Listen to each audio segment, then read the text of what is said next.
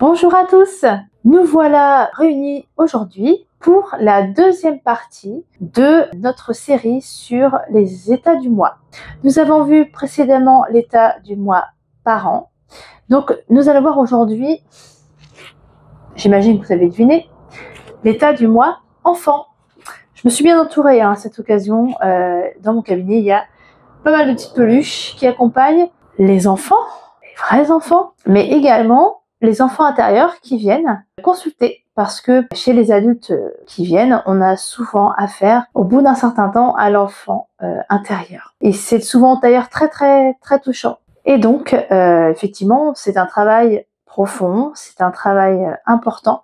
Et c'est pas pour rien que je vous parle justement dans cette série de 3 épisodes des états du mois, parce que c'est important de savoir quel état du mois on a en face de nous pour pouvoir s'adapter et aussi offrir une réponse qui convient. En général, l'état du mois enfant, on le ressent, alors nous-mêmes, moi aussi j'ai un état du mois enfant, tout le monde a un état du mois enfant. Tout est dans une question d'équilibre, bien sûr. L'état du mois enfant, on le sent. C'est-à-dire que, je pourrais vous poser la question, est-ce que vous avez déjà agi, pensé ou vous êtes comporté comme un enfant, comme lorsque vous étiez enfant? Je pense que vous allez tous me répondre oui. Je parle étant adulte, bien sûr. On le sent, ça, quand on est, par exemple, on va dans un...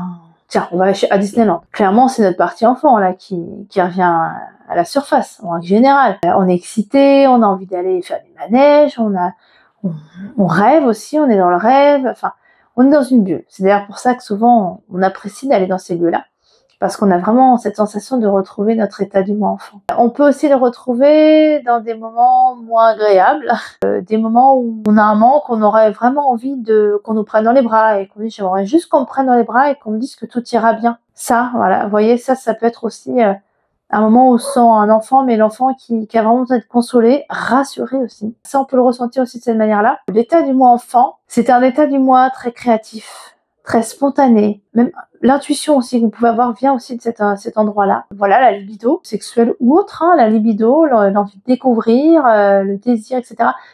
Tout ça, ça vient de cette partie-là. C'est une partie très importante parce que elle parle vraiment de notre soi. Vous savez, j'ai déjà employé ce terme-là, le soi, qui est vraiment notre essence. Donc cet état du mois-là, il est très important aussi. D'ailleurs, l'état du mois enfant, il y a, on va dire, 3 types d'état du mois enfant. Il y a l'enfant adapté, on dit adapté puisqu'il s'est adapté forcément, il est soumis, enfant adapté soumis. Donc on va avoir parfois un côté enfant soumis. On va ressentir parfois en nous, que ce soit au travail ou personnellement, qu'on va rapidement faire ce qu'on nous demande, quoi. On va pas trop réfléchir, on va faire ce qu'on nous demande parce que on a toujours ressenti ça comme ça et que c'est comme ça qu'il faut faire. Vous avez également l'enfant adapté rebelle.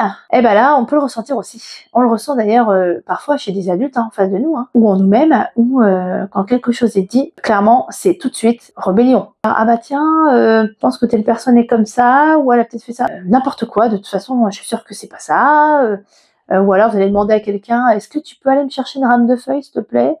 Et la personne dire, j'ai pas le temps, voilà, genre je suis pas ta bonne. Ok. Vous voyez, des choses comme ça. Parfois, on peut avoir affaire à ça.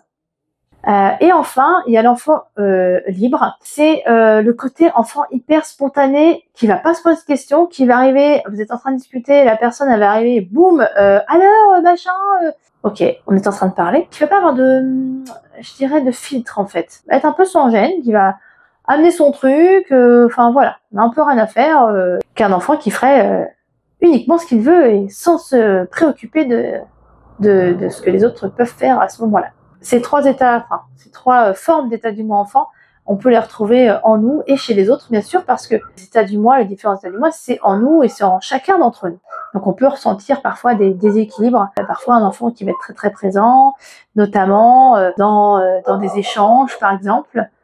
On peut avoir un conflit avec notre conjoint ou notre conjointe, où effectivement, on va avoir tendance à se sentir, le conjoint va nous faire une réflexion et on va avoir l'impression d'être un enfant en fait. On va lui dire mais t'es pas ma mère ou t'es pas mon père. Voilà, là on se sent enfant, l'autre en face a plutôt tendance à se mettre en position parent. D'ailleurs, cette position, je vais vous en parler lors de la prochaine vidéo. J'ai hâte de vous en parler parce qu'on va pouvoir faire du coup le lien entre les 3 états du mois. J'espère que cette vidéo sur l'état du mois enfant vous a éveillé l'enfant intérieur en vous, vous permettra de le ressentir à l'intérieur de vous, parce que c'est important de le ressentir, il est bon de savoir qu'il est présent, que ce soit chez nous ou chez d'autres, afin de mieux s'adapter dans la communication. Je vous laisse pour aujourd'hui réfléchir sur cette partie enfant en vous, qui est une très très très belle partie de vous, même si parfois ça peut prendre un peu trop de place, mais il suffit juste d'équilibrer les choses. Voilà pour aujourd'hui, je vous dis à très bientôt pour la suite, la dernière partie sur les états du moi.